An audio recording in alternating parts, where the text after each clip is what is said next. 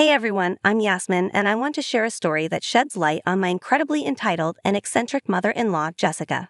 My husband Kai suggested sharing this tale because he enjoys reading them from time to time.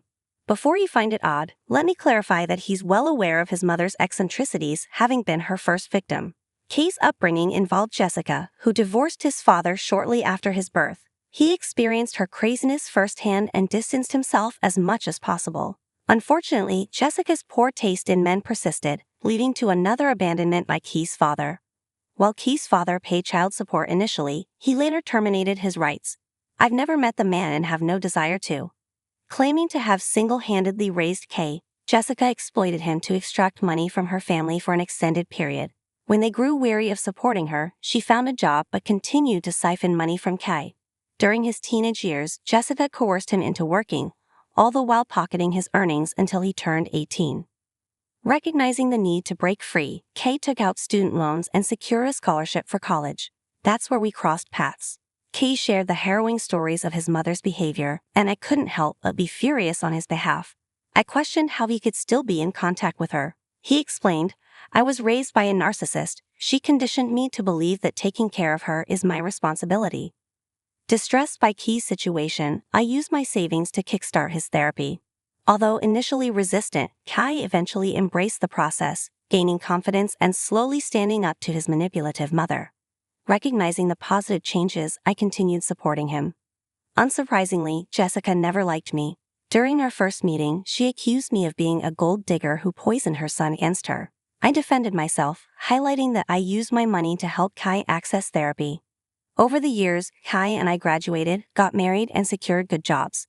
Despite working hard for our success, Jessica persisted in her financial demands. She eventually got married to a disrespectful man named Frank, and Kai reluctantly agreed to rent her an apartment. When we bought a house, she expressed her satisfaction, stating, "Heave, I'm so happy that you finally bought a house. I was getting tired of living in an apartment. So when can Frank and I move in?" "Excuse me, what are you talking about?" "Well, I'll be moving into your house with Frank, that's what I'm saying. Why should I live in an apartment when you are housing your wife for free?" "Jessica, we both bought this jointly. I literally co-own this place with Kai. I don't live here for free. You are the one who lives in the apartment for free since Kai pays the rent." "Watch your mouth, Jasmine. I don't tolerate disrespect from anyone. I'm talking to my son about his house. I didn't ask you anything. I have the right to talk since it's also my house you are talking about. You're not staying with us, and neither is Frank. That's for my son to decide, and he knows that it's his responsibility to take care of me." "I'm already taking care of you, Mom. You don't get to move into my house to raise me. That's not how it works, and there is no chance of an argument, so don't even try." "You're acting like an entitled brat, Keith. Your mom worked hard to raise you, and you need to take some responsibility for her. Now, be a good son and give us a copy of your keys so that we can move in." "You don't get to say what I do with my house keys, Frank. Neither of you is even getting a copy of our keys. I'll say this for the last time, you two will not be moving into our house. That's it." You would think that's the end of it. Well, it isn't. For days, Frank and Jessica kept harassing us and guilting us. Jessica even said some horrible things to me because she thought I was manipulating Keith and making him abandon her. It was funny at first, but soon we got fed up. One day, Kay went to their apartment to drive it into their heads that they wouldn't be moving in. We thought our point got across since we stopped hearing from them. Problem solved. Well, not quite. A month after we moved into our house, we had a small vacation coming up. After saving for years, we finally decided to go on a break to celebrate our house purchase. It was supposed to be a relaxing vacation for the two of us by the beach. We both took time off and decided to take things easy for that week. We flew there and had a blast from the first day itself. But as evening came, something shocking happened. I got a notification from the Ring camera on my house's door. Yes, we did set up surveillance cameras before we went on vacation since we didn't ask anyone to house sit. We thought that it would be important. Now, I had no idea who would even show up at the door. The neighborhood is pretty safe, and we have lived there before. Hardly anything ever happened there, so I was curious why there was so much activity at the house. I opened my phone to see what the hell was going on there. What I found in the live camera footage shocked me. There I saw my dear mother-in-law Jessica and her new husband Frank moving into our freaking home. Yes, they somehow got into our house and brought 12 bags of clothes. Literally 12 freaking bags. They were moving into the guest room and setting up everything there. Jessica even went into the kitchen to make herself some food. I was shocked and angry at what I was witnessing. I knew that I needed to tell Keith immediately. So I called him over and said, "Keith, I have some news. I think we need to talk about it right now. Right now." "What's so important, Yasmin? We're on vacation. I'm kind of not in the mood for any serious stuff today." "Trust me, Keith, I'm not in the mood to deal with horrible people either. But this situation is dire and needs our immediate attention. I'm afraid it's about your mother. Mom's making trouble again."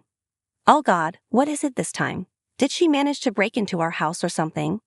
From the look I gave Keith, it became apparent to him that he wasn't off the mark. His eyes immediately turned into saucers as he tried to make sense of the situation. I pulled out my phone and showed him what Jessica and Frank were doing. He was shocked and looked very angry at what he was seeing. I mean, his joke turned out to be the truth. His mom broke into our new house and was moving in furniture with her husband. Keith looked a little pissed off and said, "You can leave it to my mother to surprise me in the worst way possible. Looks like she didn't take the hint at all. We made it clear that day that she won't be living with us. I'm even surprised as to how she got the keys to our house. It just blows my mind. Her new husband is a sleazy guy, Yasmin. We both know that. I'm afraid he may have gotten his hands on our keys and made a copy. I wouldn't put it past him. We will need to go back and change the locks. That's the only way we can make sure that they don't budge into our house anytime they like. But what do we do about this current problem? Do you have something in mind?" "Look, I know they are your parents and all, but I really want to call the cops on them. What they are doing is illegal and downright scary. They can't be trusted anymore. Either calling the cops and getting no contact with them is the best solution possible." I gave Keith some time to turn the idea in his head. I could see that he was thinking hard and had grim lines on his forehead, but it didn't take too long for him to come back with a response, and his response was way better than I imagined. He said, "You know what, Yasmin? Let's do it." "What? Are you sure about that? There'll be no going back once we do this, and the cops will drag your mom and Frank to the streets with all their things." "I know that, Yasmin. I've given them enough chances to improve themselves. They just betrayed my trust every time. I have to stop somewhere. There has to be some consequences. What they did today is not only a breach of our privacy but also illegal. I think it's time they realize they can't do whatever they want. Would you go no contact with them as well?" Of course, my reluctance to do that has already created a lot of problems. I should have done this a long time ago. I'm freaking stupid and thought Mom would grow some sense after I got married. Since that's not happening, I'm going to distance myself from them. It's the only way and I am actually feeling good about it. Okay then, if you're on board with it, let's proceed with that plan. But first, let's call your mom and give her a warning. Just a final chance to make this right. I don't have any hope, but we can get evidence that we didn't allow her in our house. Keith agreed with the plan and called his mother. She didn't pick up the first time through the security cameras. I could see that she was visibly annoyed and went to Frank. They discussed something before answering the call. When we rang the second time, she put the phone on loudspeaker so that Frank could join in as well. She said, "Hey Keith, how are you doing? Is the vacation going fine? You need to tell me what's going on over there." "I don't know what you're talking about. Everything is just breezy here. Nothing to worry about really." "Jessica, you and Frank breaking into our house is nothing to worry about." Jessica went quiet when I said that. On the security tapes, we could see that she tensed and looked at Frank again. I mean, Frank was better at fooling and manipulating people, so this was expected. Jessica wanted her new husband to come up with some plan. "What are you even talking about, Yasmin? Kay, your wife has gone crazy. You need to shut her up." "Don't talk to my wife like that. We know what you two are up to. With cameras in the house, both inside and out, there's no point in lying to us. We can see you on our phones right now." "Wait, what? How dare you spy on us, Keith? This is unacceptable. What about our privacy? You should have been more thoughtful." It was ironic how Jessica was offended by the fact that we could see their activities on our screen. She talks about respecting people's privacy when she broke into someone's house and made it her own. I didn't know if Jessica was trying to deflect or if she was genuinely offended. I have a good guess that it's a little bit of both. Her words sparked something in me, and I said, "That's rich coming from you, Jessica. You are the one who broke into our private home when we clearly told you that you are not allowed in." "I don't care what you say, Yasmin. It's my son's house too, so I have the right to be here. I'm his mother and should be staying with him." "I already said no to that, Mom. Just because you're my mother doesn't mean you will go wherever I go. You already have an apartment that I pay for. Who wants to live in that tiny apartment when you have brought such a big house? You're turning into such a selfish man after getting married, Keith. This is unacceptable. You can't expect your own mother to live in an apartment while you enjoy a whole house with your wife." That decision is not up to you, Mom. You shouldn't have just packed up your stuff and moved into the house. How did you even get the keys? Both me and Kay were troubled by this question and needed answers immediately. Also, we needed them to confess to their wrongs so that we could use that to report them to the police. And our hunch was right. Frank said, "Well, since you decided to be a brat and ignore your mother, I went and made a copy of your keys." "Who the hell told you to touch my keys? I didn't give you permission to do that." "I don't need your permission, Kai. I'm your stepdad. I have the authority to do what I think is right. You don't get to question me." "I don't care who you are to me, Frank. I'm a grown-ass man and don't need a parent. What you did was forgery, and both are offenses under the law." "Kai, how dare you talk to Frank like that? He only did this because he knew I was sad. A mother should have the keys to her son's house for emergencies and all, you know?